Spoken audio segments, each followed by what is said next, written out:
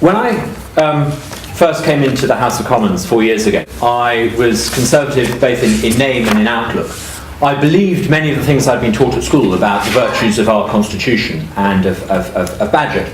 I walked in feeling in my bones that this was one of the great moments in my life, elevated to this august institution, the House of Commons. When I walk into the House of Commons, I still today feel a sense of pride in the heritage around me, in the history, but ladies and gentlemen, frankly, when I look around some of the people inside the House of Commons, I think the House of Commons is sunk well below what it can and should be. In fact, I pretty soon clocked, as a new MP, that the House of Commons is deeply, monumentally, profoundly useless at doing its job. It is monumentally useless at holding those with executive power to account. It is supine and spineless. It is deeply rotten, I think. I think, just a quick summary of what it's meant to do.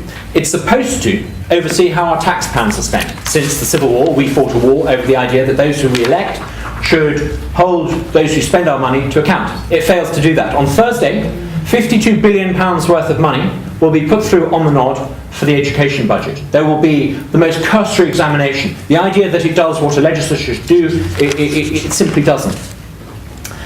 The House of Commons is a pretty indolent institution. Many of its members may claim that they're busy, but in terms of actually doing what I think a legislature is meant to do, it's pretty indolent. It's the only place I've ever worked where people say, have a good weekend to one another on a Wednesday evening. As they head home to a society that has been strangled by regulation, red tape, excessive rulemaking by the executive under governments of both parties for many years. They fail to hold the government to account for the rules that it imposes daily onto the nooks and crannies of their constituents' lives. Its timetable, the so-called sovereign parliament that we hear so much about, hasn't been able to set its own timetable for over 100 years. It has given the power away to the executive. The right of initiative, ladies and gentlemen, the truth is your next door neighbour's dog has about as much say in lawmaking as most MPs. The reality is that no MP has a real right to actually initiate, let alone actually shape, the laws that we're governed by. Members of Parliament can, if they're lucky, have their names pulled out of a hat. I believe it's still arcane enough to actually be a hat, and introduce a private member's bill, which, if they're lucky, they can discuss for a few minutes, possibly more, but the chances of them ever actually being able to materially improve the lives of their constituents by actually making or changing a law are almost negligible. The Queen's speech, which we're taught isn't written by the Queen, but is written by the Prime Minister, very little that goes into the Queen's speech, very little of the legislative programme that she unveils every year actually comes from anyone that you can elect. It is a wish list from the ruling establishment in Whitehall. The payroll is no longer simply something that determines who is and who isn't a minister. The expenses system de facto puts most of the legislature into and onto the executive payroll. There is something deeply rotten with the House of Commons. It fails to hold government to account, and as a result, power has shifted from those we elect to the Quango state. Now, I'll be brief because I've only got about another 5 minutes. But as a new MP, I was shocked to discover that no one that you elect can really influence key decisions that affect your constituents' lives. People came to see me because their loved ones needed an Alzheimer's treatment. No one in Parliament makes the decision. Something called the NICE makes the decision. Quango after Quango make the real decisions that affect our constituents' lives. We are in a Quango state rather than a representative democracy.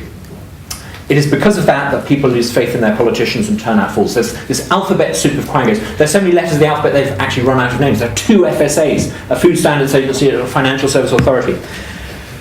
There's a profound consequence of this imbalance. Because the legislature is asleep on the job, executive power has grown and expanded. In fact, it's been left to the judiciary to actually try to rein in the executive, human rights laws being used where Parliament should have stepped in. The Conservatives have traditionally left it to the left to talk about change. They've left it to the left to discuss reform. We've paid a high price for that, because I believe the difference between leftist reformers and centre-right reformers is that those on the centre-right want to change the system by making politics more outwardly accountable. Those on the centre-left generally prescribe solutions that would make politicians more upwardly accountable to more people like David Kelly and to standards commissioners and to Quangos and to human rights judges. I believe on the centre-right that we need to recognise that our system of 19th century representative democracy is not working anymore. So much has changed in this country that allows us to hold people who make public policy to account.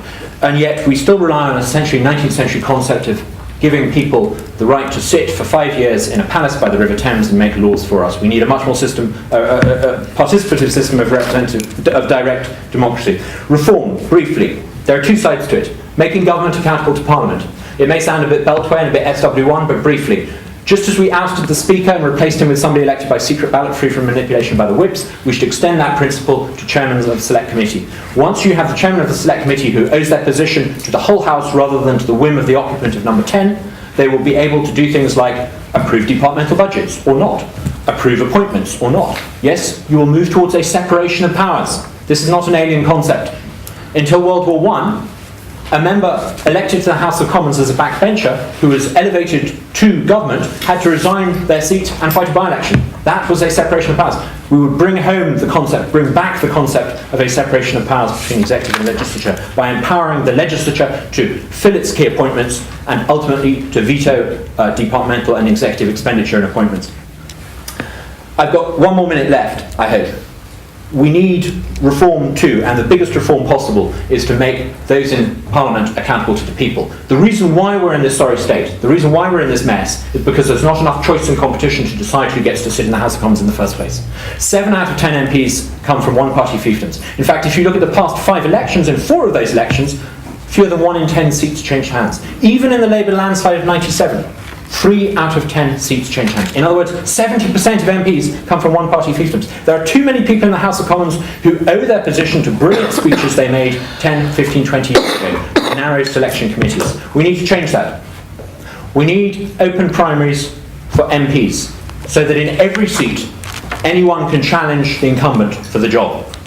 If it's good enough for Barack Obama to be elected to the White House on that basis, and to be challenged in a few years' time, no doubt on that basis, I think it's good enough for most MPs.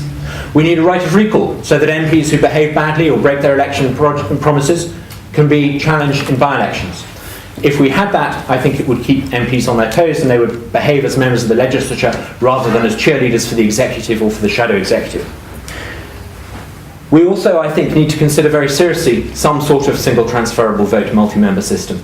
The idea that you can have choice and competition in aspects of your life that allow you to decide what music you listen to on Spotify or iTunes, but somehow you should not be given choice over who represents you and who makes your laws, I think is outrageous. We need choice over who represents us. Choice and competition, ladies and gentlemen. I conclude by saying this. The old Conservative Party in the 1980s, its brilliant insight was that choice and competition are good for the economic things in life.